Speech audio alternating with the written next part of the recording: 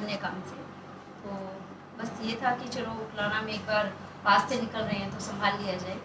कुछ आप जैसे पत्रकार बंधु हैं जो महिलाओं से संबंधित मुद्दों को मीडिया के माध्यम से महिला आयोग के सामने लाते हैं, सरकारों के सामने लेकर आते हैं। तो इसी बस नज़रिए से कि चलो एक बार मिलना हो जाएगा और हालचाल पूछा जाएगा, इसी वजह से मुझे मौका मिल गया आप लोगों के बीच में। जो करंट में अभी मैम जो हाथरस पीड़िता जो थी जिसकी मतलब मनीषा, और उनकी मौत के बाद उनके शरीर को भी आधी रात को जलाया गया, और ये सभी जो घटनाक्रम हुआ है इसमें आप जो सरकार की भूमिका है या वो कैसा मानती हैं, भी उचित थी? देखिए कहीं ना कहीं कमी तो रही है,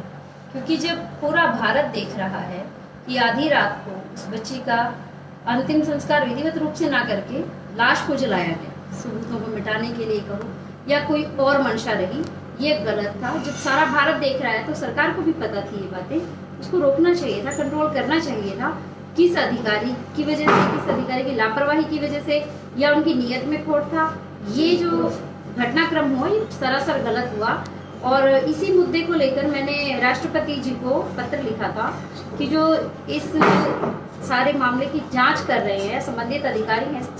प्रशासन है वहाँ का हाथरस का, उनके खिलाफ कार्रवाई, जिनकी नाक तले ये सब हुआ या उनकी शय पे हुआ तो उनके खिलाफ कार्रवाई बनती है और होनी भी चाहिए।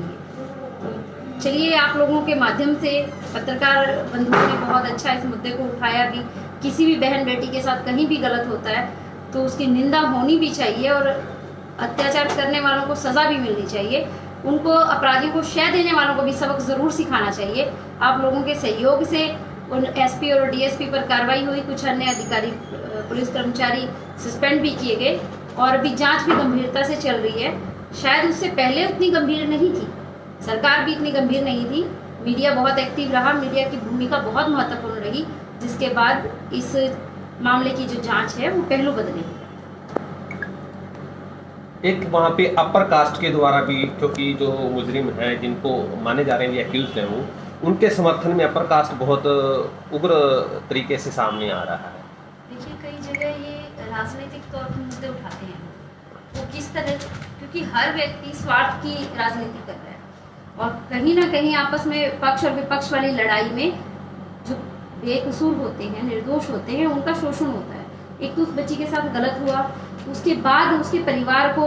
उसकी डेड बॉडी भी नहीं दी गई, और फिर इस तरह के मुद्दे आना कि एक जाति है उसको रूप दे देना, ये सरासर गलत है। ये मानसिकता छोटी है। हम भारत के संपूर्ण भारत के विकास की बात करते हैं तो हमें इन जातीय धर्म के दायरों से ऊपर उठना होगा, और इस तरह की अगर कोई सोच रखता है तो अखंड भारत और धर्मनिरपेक्ष भारत के जो हमारा सिद्धांत है उसको चोट पहुंचाने की कोशिश करता है। एक दूसरी बात आई है कि जब वहाँ नेताओं को, क्या वो राजनीति करने के लिए जा रहे थे या उनको रोकना, एक जो नेताओं को रोका गया, मीडिया को रोका गया, ये क्या कारण रहा एक सरकार? देखिए ये भी गलत रहा, क्योंकि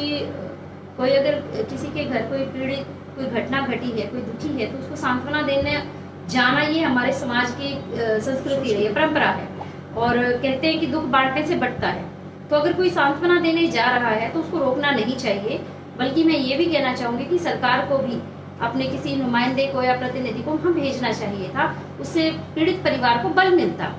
और सच्चाई का सामना करने की उनमें हिम्मत भी जाती। एक और बात है, जब ये बता रहे कि नार्को टेस्ट के लिए आरोपियों का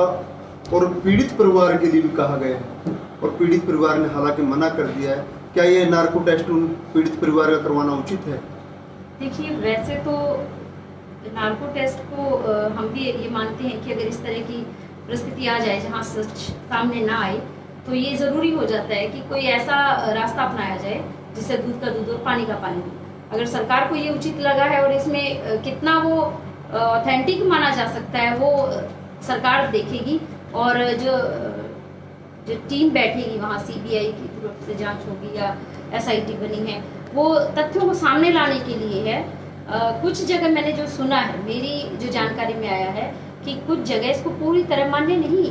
स्वीकार नहीं किया जा रहा, कहीं ना कहीं कुछ खामी हो सकती है या बीच में भी सुधार की जरूरत है, लेकिन ये एक प्रयास है सरकार का शायद मेरी तरफ से कि सच को सामने लाएं। जी। एक और बात जो हरियाणा में आज, अगर हम, ये तो हमारी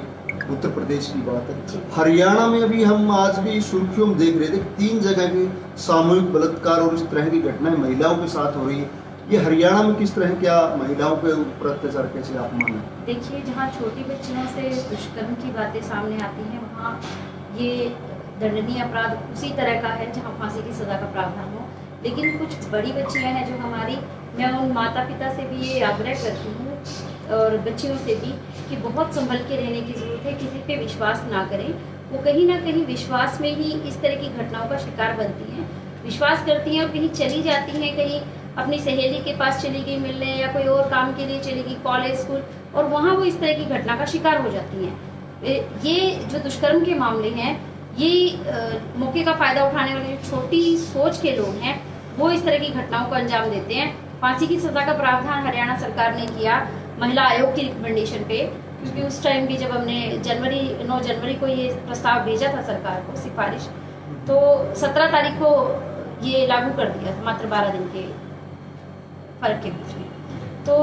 ये इसका डर बैठाना ज़रूरी है। अभी इस तरह के जो फास्ट ट्रैक कोर्ट में मामले होंगे वहाँ से इन चीज़ों को बल मिलेगा, जल्द से जल्द सज़ा होगी तो लोगों में जागरूकता आएगी कि इस तरह के अपराधों में हमें संलिप्त नहीं होना है और अपने बच्चों को भी इन चीज़ों से बचा के रखना है। आप ये क्या मान रहे हैं कि जो भविष्य है आज महिलाओं का आने वाला सुरक्षित होगा, कि वो बहकावे में बहुत ज़्यादा आ रही हैं महिलाएं? देखिए, वैसे महिलाएं बहुत सक्षम भी हैं, आज फाइनेंशियली भी स्ट्रॉन्ग हो रही हैं और शिक्षा भी प्राप्त कर रही हैं, लेकिन एक कमज़ोर कड़ी है महिलाओं की, वो कुदरत ने दी है, हमेशा से रही भी है, वो उसका गुण भी है, वो है भावुकता। और कहीं ना कहीं भावुक होकर वो विश्वास में कई बार गलत जगह फंस जाती हैं। लेकिन महिलाएं सक्षम हैं, सबल हैं और अपने हक की लड़ाई वो लड़ रही हैं, जो उनको अधिकार चाहिए, और जहां उनके साथ कहीं अन्याय हो रहा है तो उसके खिलाफ भी वो खड़ी हो रही हैं। तो मैं निश्चित तौर से विश्वास दिला सकती हूँ कि आने वाला जो समय है महिलाओं के लिए अच्छा होगा, उज्जवल होगा, क्योंकि सेल्फ डिफेंस के गुर भी आगे सिखाने की जो तैयारी है वो भी सरकार भी कर रही है, कुछ NGOs हैं, कुछ संस्थाएं हैं, वो भी कंटिन्यू इस तरह के कार्यक्रम में लगे हुए हैं और जागरूकता के कार्यक्रम भी चल रहे हैं। कानूनों में भी बदलाव जिस तरह का हो सकता है वो हो रहा है। तो निश्चित तौर से महिलाएं उस चीज़ का फ़ायदा उठाएंगी और अपने आप को कमज़ोर किसी तरह से वो महसूस नहीं करेंगी। अभी हमारे बीच में हरियाणा महिला आयोग की सदस्या के आपने विचार सुने और आपने देखा कि हाथरस के मामले को लेकर और प्रदेश में महिला सुरक्षा के बारे में किस प्रकार कानून बनाए गए हैं, इन सब की बातों को हमारी हरियाणा आयोग की सदस्या ने, सुमन बेदी जी ने रखे। और सभी साथियों से ज़्यादा निवेदन है कि शेयर करते रहें, कमेंट करते रहें, ताकि आप लोगों की जानकारी जो सरकार की नीतियां हैं वह भी हर व्यक्ति तक पहुँचे। धन्यवाद।